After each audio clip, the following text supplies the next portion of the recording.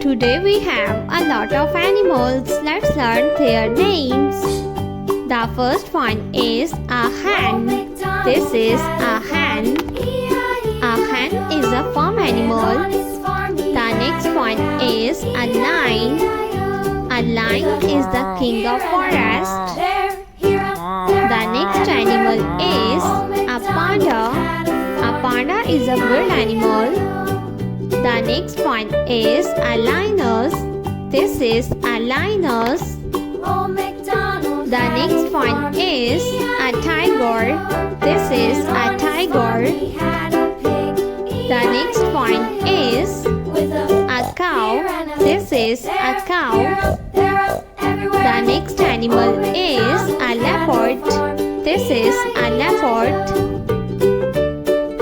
The next one is a sheep. This is a sheep. The next one is a zebra. This is a zebra. The next one is giraffe. This is giraffe. The next one is